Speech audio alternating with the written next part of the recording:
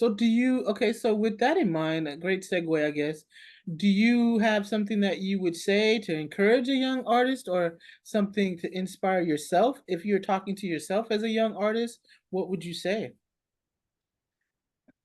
If I was talking when I do talk to young artists, I tell them I think the first thing I like to sort of reinforce is the feeling that feeling of what you really like, what Mm, that gives you, keep that. Don't let anybody talk you out of it, right? Like, and it don't, for me it's superheroes, but for anybody else it could be any other facet of our medium, right? Of what we do.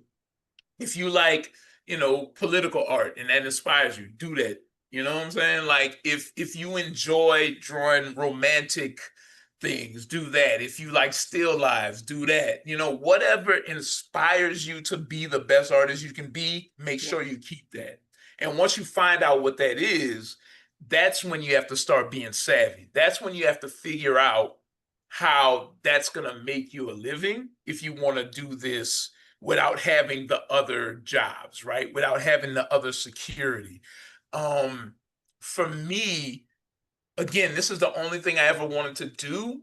So I had to do damn near everything before 133 Art, before I became 133 Art in 2012. And even a little beyond that, I had to do everything. I've done concept art, I've done album art, book art, you know, I've drawn medical art, Wow. any job I could find just to stay afloat, I did. Thankfully, I had good training.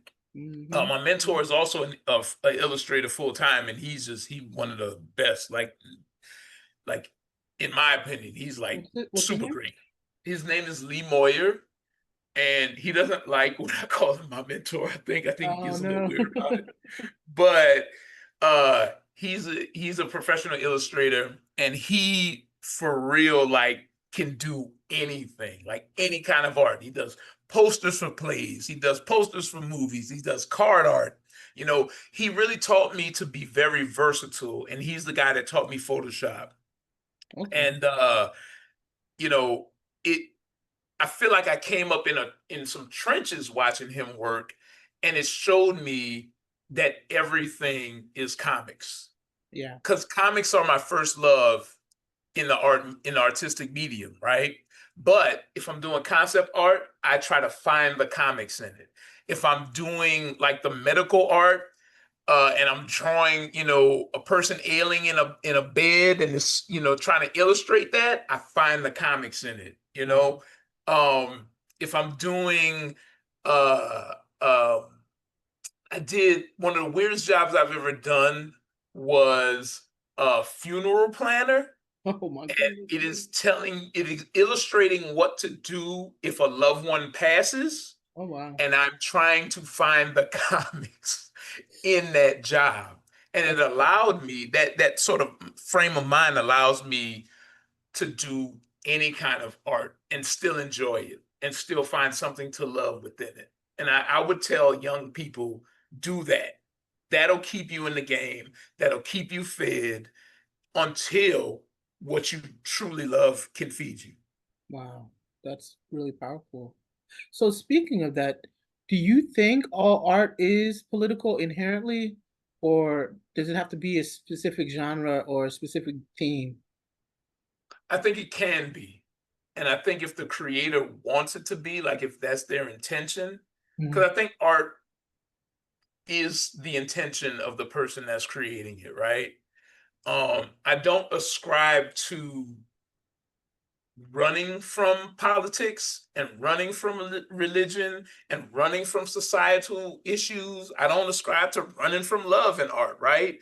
Like Mhm. anything the artist wants to infuse into it, I think they 100% should. Like on the face, I'm assuming I don't look like an inherently political person, but I do have views and Right. I want to espouse them. Um, I don't like the idea. There's a lot of sentiment going around, especially in the Black comics community. Some people are always retreating from black politics in their art because Mm, they think it won't sell. yeah, They right. have and I'm talking about a lot of black creators are saying that.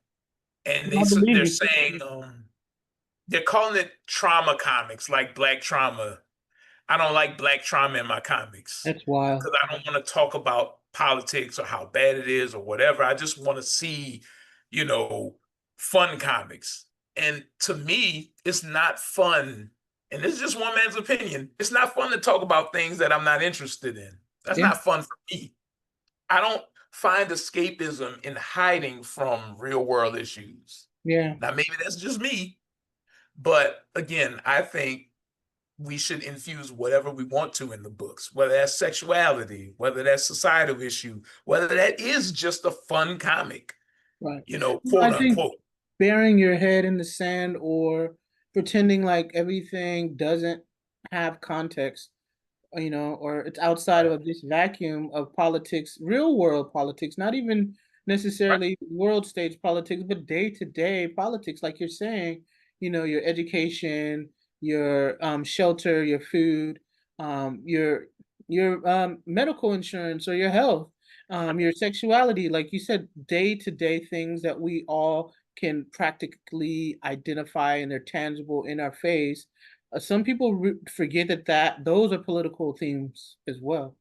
right. If your comics don't speak to that, what are you really saying? And here's the thing. I don't think they forget that it's political. I think they're kind of being really like dismissive or neglectful of those facts True. because they don't want to talk about the harder, quote unquote, political issues, right? Right. All of that stuff, damn near everything we do is political, The but they choices. want to pick and choose Yeah.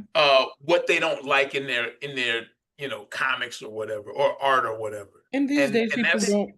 I'm sorry. Go ahead. no, I'm go I ahead. think people are so influenced by backlash and being canceled and oh, I don't want to say the wrong thing, even if it's truly what they believe. They don't want to take a stand on anything. They just want to be this kind of milk toast, middle of the road to appeal to everyone. But you can't do that. I mean, not for me and have meaningful art. You can't Right. just be neutral.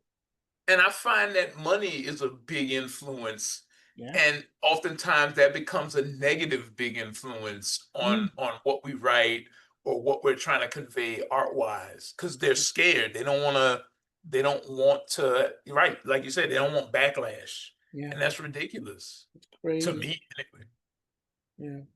So I know we're a little bit now past the pandemic, but we are still getting sick with the hantavirus and other viruses going around. So I'm asking artists too, what is one thing, or maybe many things that we did during lockdown that you think we should continue to do? What's a practice that you think we as a society should continue to do?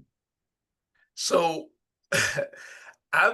even before the pandemic, I was working from home Mm, because that's it's just your where I business, work, it's just what right? happens.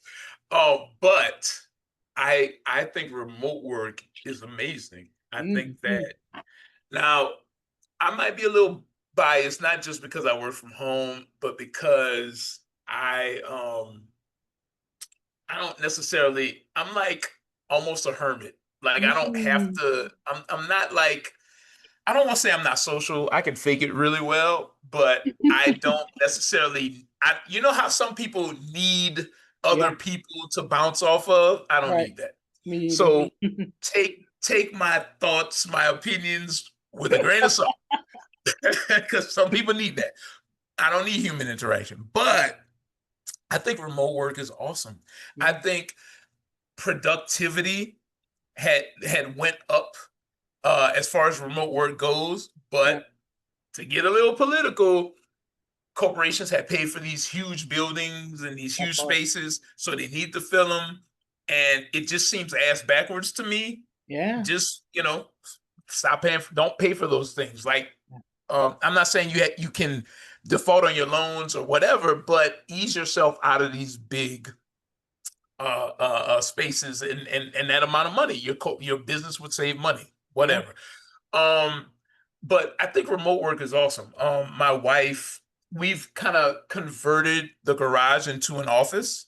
I Mm, work here, and when my wife does do her remote work, she works on her side, and it's fun to have her here, right? Like, even though, we be drowning each other out when we have meetings or whatever, but it's hilarious. But it's also just amazing to look over there and see her doing her thing. And when my son comes home from school after his grandparents pick him up, he comes in, he can walk in and lean on my chair and disrupt me. And, he always knows that somebody's here. And I think that's amazing. But also, in terms of like corporate, because my wife, her job is not inherently artistic like mine is, listening to her talk about it, production goes up. People are able to make when they're able to make their own schedules. Not only does productivity go up in the workplace, but it goes up at home too. yeah. Because on your lunch break, you're not just sitting in some break room somewhere or trying to hurry up and get a meal. You can actually say, okay, it's Thursday. I'm gonna clean up my room real quick in this hour I have or whatever. Or it's Thursday, I'm gonna run to the grocery store and pick up dinner or whatever. And I think a lot of times, and again, like I watch Kimmy do it all the time, she's more productive in our family. I'm more productive in our family when we can make our own schedules. So I think, and again, just one man's opinion, remote work is awesome. Right, I agree. I mean, my job went from full-time front facing in person, 5 days a week, 8:30 to 5:30 to I go in once a month now, and everything else is remote. So it's amazing. I agree. Like you said, not only making your own schedule, but not having someone look over your shoulder.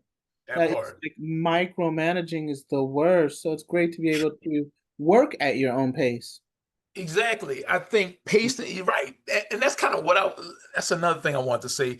Pacing your work seems to, again, make you more productive rather than somebody breathing down your neck. Exactly. Exactly. So, speaking of having your wife at home and having these home offices, do you have an idea of what a dream studio would look like? Would it be in your home? Would it be a separate location? Like, what would the equipment and supplies look like? So the only thing I would change, the only thing that would make this a dream, and we talked about it before we started filming, I want a comic book cutting apparatus that Okay. does. That's all I want.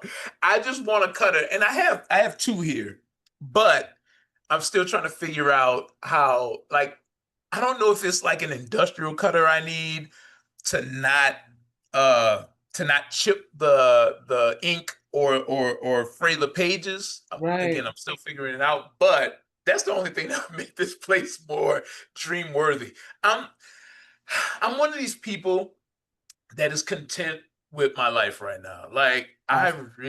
I love working from home. I love what I do, and I there's there's not really many upgrades I would make here. I mean, maybe it could be cooler in here in the summertime, That's but amazing.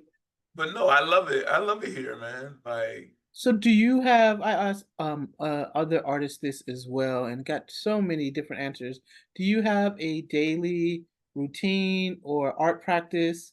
Some people say they meditate every day or pray or go for a walk every day.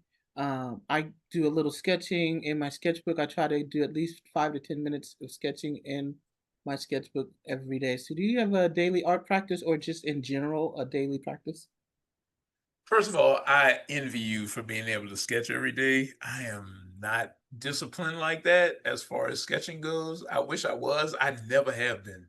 Like, that's Mm. it's anytime I hear that people get time to sketch, I'm like, how, Sway? Like, how? Well, sometimes Um, I have projects that have deadlines, so I kind of incorporate my warm up or the fun. Like that's my sketch. It's actually a job.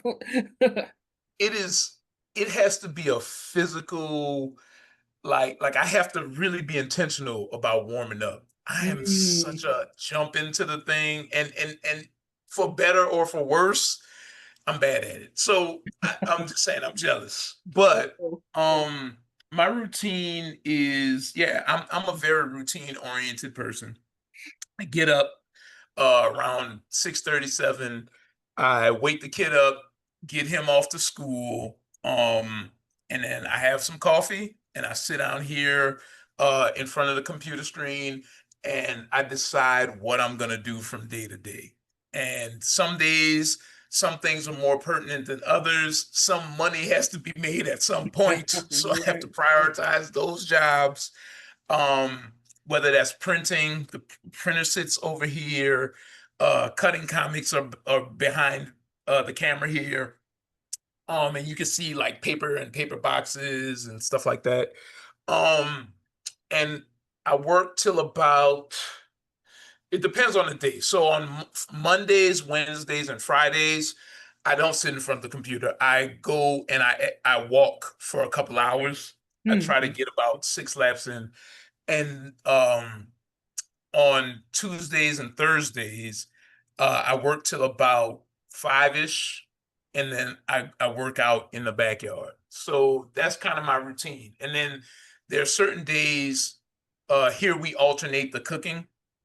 So there are certain days that I'm cooking, uh, and so I might stop at 3 to Okay. like get the cooking started and Nice. do my thing. And then usually I'll come back to the table maybe around 6 or 7. And if I have enough energy, then I'll do, maybe a couple hours more work. And depending on, sometimes Kimmy gets home from work and she goes straight to her office side. And if she's working till 10, then I'm working till 10, like that kind of thing. Nice. No, Yeah. it's for me. It's like I'm one of those people that has to have a schedule and structure and deadlines. Otherwise, nothing will get done. I have so many alarms on my phone.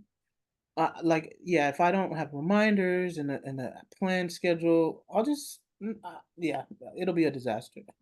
Like Yeah. I have advising meetings all day, and I have to remind myself the calendar does it on Oracle it reminds you but I have to have something on my phone says, oh, you have a meeting at 11, so 10 minutes before that my alarm goes off, and I'm one of those people who's constantly looking at my calendar. People might think I'm doom scrolling, but no, I'm looking at my calendar making sure I'm not missing anything you know Anything outside of that normal schedule that I do, I have to have a million reminders. Like for this, like for you, yeah, I so I had to set it when I and I've made it like sort of a mental thing. When I say let's book it, right? yeah, Then I immediately have to get into the calendar. Because if yeah, I me don't do too. it, it ain't gonna be there. It And doesn't then happen. when I do get into the calendar, I have to put a million alarms for it. So it's like Yeah, day before, during that day before, 10 minutes before, an hour before, 30 minutes before. Like I have to be constantly reminded or I will forget. no, And I like to mm, schedule, if I'm doing things outside of my normal schedule, I try to schedule them in the same week. So, like wow, today, you and I are talking. Tomorrow, I'm talking to one of my homegirls, her class. She's a teacher. So tomorrow morning I'm talking to the kids, and then the mm, next day my kid has a tournament in out of town, so we got to do that. So I try to make it. It's a pain in my butt to do all these things because I'm oh, just not good at. I don't like to be taken away from the table when especially when I'm on a deadline. yeah. But I try to make sure everything happens at one time, so I can get thrown off all at one time so that I could ease my way back into the normal schedule. Cause good No, Lord. And I have anxiety the entire time until I do all those things. I was just gonna say my anxiety goes up so much, especially I just taught a series of zine making workshops at local public libraries, and that was my biggest nightmare that kind of kept me up. Like I just had this not a dream, but just like this envision of waking up going, I'm supposed to be at teaching this class because it wasn't a normal thing to get up Saturday morning and go teach a class in another county. I was like, Yeah. oh my God, I'm gonna miss it. I'm not gonna remember. So like you, I have 17 reminders, like, you gotta get up, you gotta go do this. Oh my Do cons and festivals throw you off more than you would like as well? Cause yes. because I'm not naturally someone that wants to be front facing. It's just it's required in what we do, right? Like you, I don't need interaction with people. So it is so foreign to me. I actually was talking to my boss at work about, oh, you're getting work AV. This is AV, and that's the same with cons and festivals. No, this is the front facing professional version of AV. This Mhm. is not how I am personally at home. This is what you do Right, when I'm trying to sell a comic or I'm trying to sell some tie-dye t-shirts. Like, right. not the same. Yeah, I don't like to be on, man. I'm Exactly. not, it's not my natural inclination. Again, I could fake it I as can long as fake I it. need to, Yeah. but I It's like to be, exhausting. this is my favorite. That's why I said like there's very little I need to change here. Yeah. Because I love it here. Like I love this. This is my favorite thing Oh to my do. God. I mean, I'm writing a pretty emotional and sort of hardcore graphic novel right now, but that when I'm immersed in it, it's about grief and Mhm, loss and loneliness, but it's heavy. But once I'm in it and like that is like what I would want to do full time.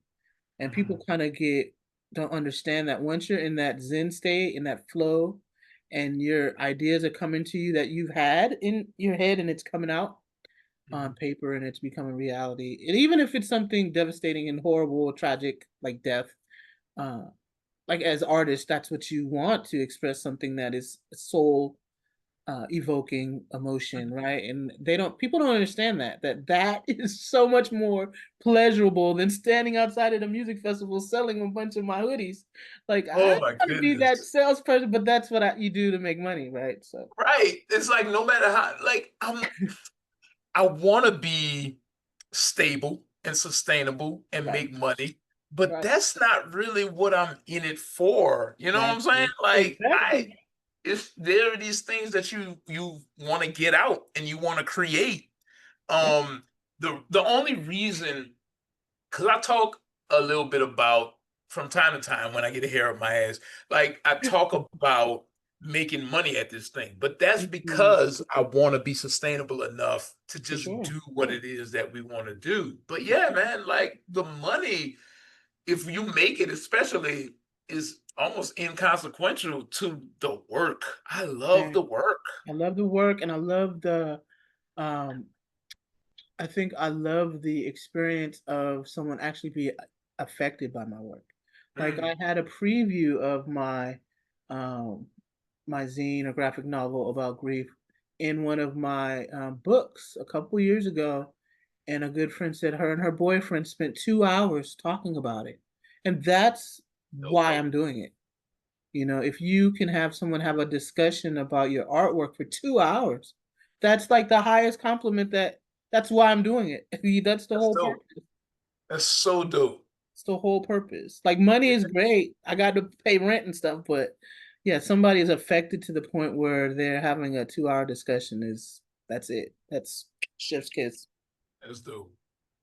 That's really So, one of my wrap up questions is, do you have, and I know you have a lot of them, is there any one tool or book or technique that you want to share with folks that you use that's so practical or that helps you in your day-to-day practice? Like even a new tool or a new, new technique, new software that you use. dope. So Clip Studio is like Ah, my favorite new tool. okay. Um so I don't know how recent it is, maybe a couple years now. I switched over from Adobe to Clip. Oh, wow. Um I learned Photoshop first, but Adobe started tripping, especially at the expense of it. Yes, I was And going to then say they really, licensing. yeah, and then their CEO started saying crazy things too, and I was Yeah. like, I'm glad I'm off that train. So Clip Studio is, you know, 1,000 times cheaper. It's a one-time buy for the most part. You can upgrade if you want to, and it's still pretty cheap compared to Adobe, especially. I don't want to do necessarily a commercial for them, but they have Clip Studio Assets has been a lifesaver because you can go on there. Other artists are creating assets Wow. uh, toward illustration and animation and web comics and almost anything you can think of. And you can buy stuff. A lot of stuff is free.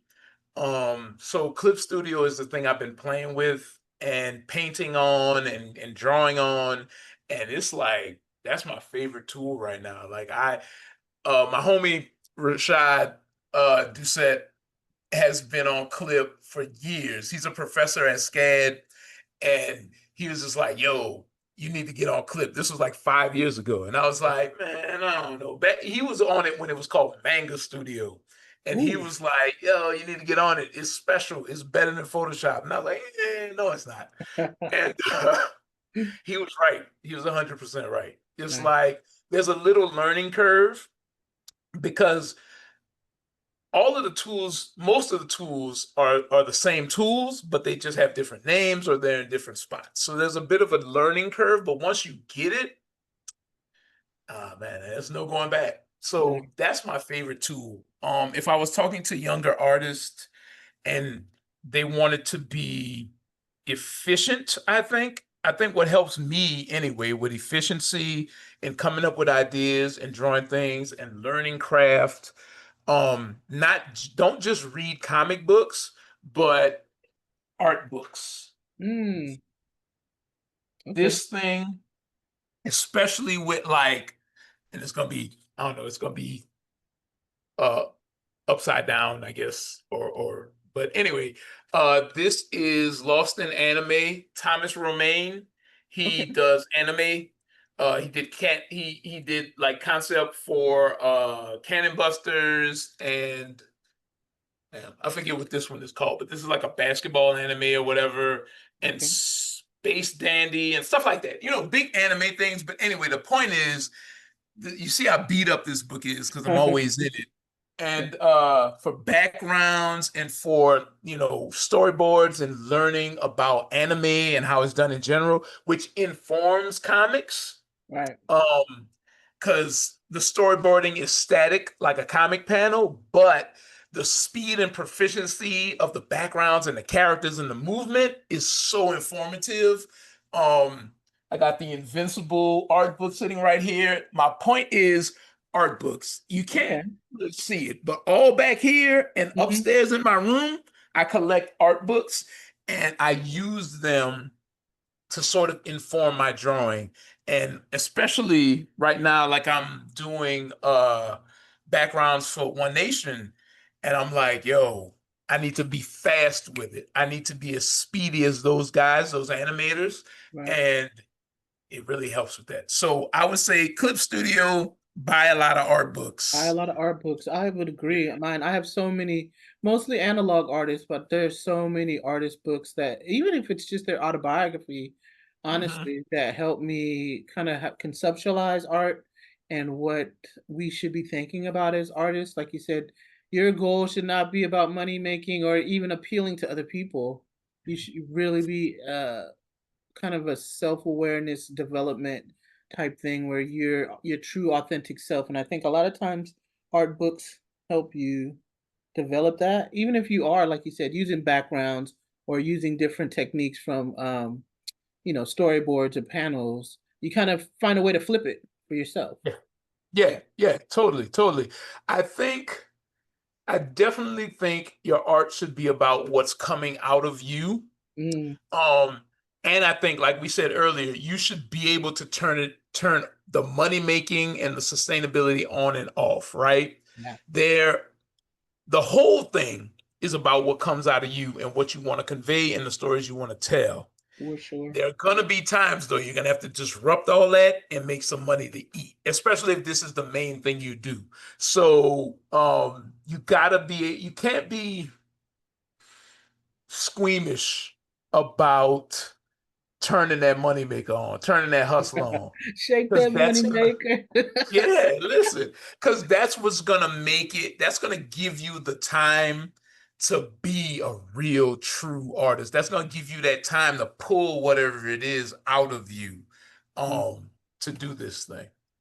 Awesome. Well, thank you so much for joining me. I think Thanks I've for having met me. you at so many cons, like especially when they used to. Well, I used to do. Oh my God, it's going out of my head. The at the Metreon, Oh, we be used to do careful.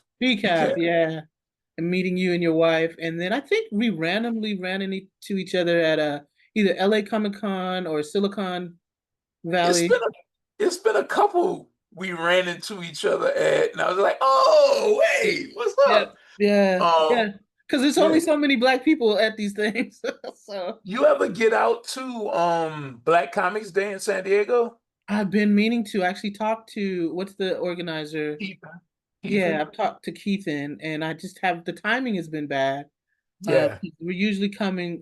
Is that in May? Early May? It's in February. It's February. always Yeah, in February. He tries to do it. He usually has to work around the Super Bowl. yeah. I'm trying, and Lately I have to it's work. been lately it's been on like Valentine's Day weekend. Yeah, and I was teaching a workshop on Valentine's Day, but also Mm. my work schedule. Oh, I have to work around that as well because we're coming out of winter break because I work at a university, and so Mm. that is usually we're picking up with registration and advising. Yeah, So it's yeah. tough to get away in February. January is a little easier because we're on break, Right. and that's why I Right, used to be right. able to do BCAF and all the January shows. But yeah, that has been my goal because I've never even been to San Diego except for to drive through it. So I really want to do it. Okay. Uh, It's a nice town. yeah, it looks like it's amazing, Tom.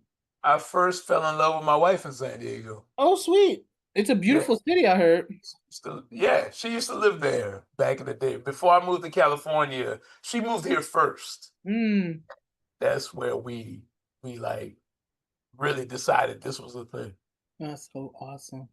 Well, this Yeah. has been amazing. I appreciate you spending the time. Like you said, it's hard to break from your normal routine. And so I appreciate you printing my comics too. I'll be sending more stuff your way. I'm just trying to stay on top of everything.